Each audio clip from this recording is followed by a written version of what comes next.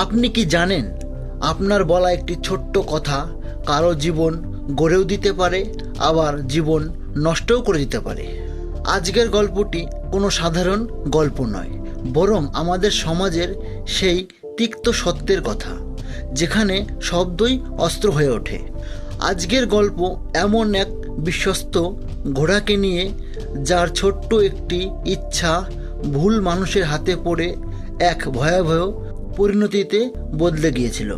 এই গল্পটি আমাদের শেখাবে কেন চুপ থাকা অনেক সময় খুবই জরুরি, এবং কেন আমাদের সবাইকে বিশ্বাস করা উচিত নয়। তাহলে চলুন গল্প শুরু করি। এক সময়ের কথা, সবুজে ঘেরা মাঠ আর ফসলের মাঝে একটি খামারে একটি ঘোড়া থাকত। সেই ঘোড়াটি তার বিশ্বস্ততা ও পরিশ্রমের জন্য পরিচিত ছিল। ভোরের প্রথম সূর্যের আলো থেকে সূর্য অস্ত যাওয়া পর্যন্ত সে মাঠে ভারী লাঙল টানত আর বোঝা টানত। দিনভর কঠোর পরিশ্রমের পর সন্ধ্যা হতে হতে সে পুরোপুরি ক্লান্ত হয়ে পড়ত। তার শরীর যেন ভেঙে পড়তে চাইত। সেই সময় বিশ্রামে হয়ে উঠত তার সবচেয়ে বড় প্রয়োজন।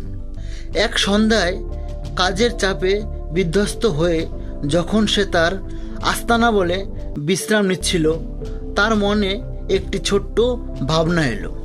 সে নিজেকে বলল, আজ আমি খুব বেশি কাজ করেছি, ভাবছি কাল একটু বিশ্রাম নেব। একদিনের বিরতিতে এমন কি ক্ষতি আছে?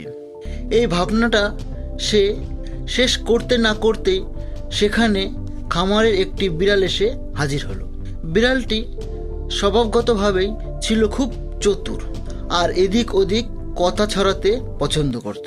সে ঘোড়ার মন খারাপ দেখে জিজ্ঞাসা করলো, ঘোড়া ভাই, আজ তুমি এত মন খারাপ করে বসে আছো কেন? কি হয়েছে তোমার? ঘোড়াটি তাকে বন্ধু ভেবে নিজের মনের কথা বলে ফেলল। বন্ধু, আমি খুব ক্লান্ত, ভাবছি কাল মালিককে বলবো যেন আমাকে একটু বিশ্রাম দেন। বিড়ালটি মাথা নেড়ে সম্মতি জানালো আর কিছু না বলেই সেখান থেকে চুপচাপ চলে গেল। কিন্তু সে এই কথা গোপন না রেখে পাশের মাঠে দাঁড়ানো গরুটিকে বলে দিল। আর কথাটাকে একটু বাড়িয়ে বিড়াল বলল, তুমি জানো, ঘোড়াটা নাকি এই খামারে থেকে বিরক্ত হয়ে গেছে। সে বলছে মালিক তাকে খুব কষ্ট দেয় আর এইখানে থাকতে চায় না। এ কথা শুনে গরুটি দুশ্চিন্তায় পড়ে গেল। পরের দিন দুপুরে যখন সে ছাগলের সঙ্গে দেখা করল, তখন ছাগলকে বলল, তুমি কি খবরটা শুনেছ? ঘোড়া এই জায়গা ছেড়ে যেতে চায়। সে বলছে মালিক খুবই নিষ্ঠুর, ঠিকমতো খাবার দেয় না, শুধু কাজ করিয়ে নেয়। এই কথা শুনে ছাগলটি অবাক হয়ে গেল। সন্ধ্যার দিকে সে এই কথা খরগোশকে জানালো, আর তাতে আরও রংচঙে করে বলল, ঘোড়া নাকি কাল সকাল হতেই এই খামার ছেড়ে অন্য খামারে পালিয়ে যাবে, কারণ এখানকার মালিককে তার একদমই ভালো লাগে না। কাকতালীয়ভাবে সেই সন্ধ্যাতেই মালিকের এক কর্মচারী সেখানে এসে পড়ল।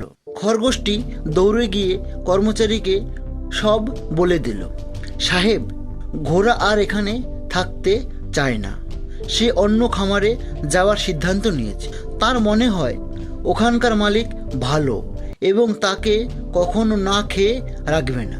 কাল সে পালিয়ে যাবে। কর্মচারীটি আতঙ্কিত হয়ে পড়ল আর দৌড়ে মালিকের কাছে গিয়ে বলল, মালিক, যাকে আপনি সবচেয়ে বিশ্বস্ত ভাবতেন, সে ঘোড়াটাই নাকি আপনার বিরুদ্ধে ষড়যন্ত্র করছে। সে নাকি কাল অন্য প্রাণীদের নিয়ে এই খামার ছেড়ে পালানোর পরিকল্পনা করছে। এই কথা শুনে মালিক রাগে ফেটে পড়ল। সে বিশ্বাসই করতে পারল না যে তার বিশ্বস্ত ঘোড়া এমন করতে পারে। কোনো কিছু যাচাই না করেই সেই রাতে সে একটি বিষাক্ত ইঞ্জেকশন নিয়ে ঘোড়াটিকে দিয়ে দিল।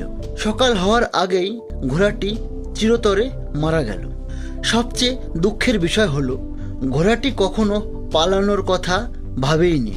সে শুধু একদিন বিশ্রামের কথা বলেছিল, কিন্তু এই দুনিয়ায় যেখানে সত্যের চেয়ে গুজব দ্রুত ছড়ায়, তার সে ছোট্ট কথাকেই বিদ্রোহ বলে দাগিয়ে দেওয়া হলো।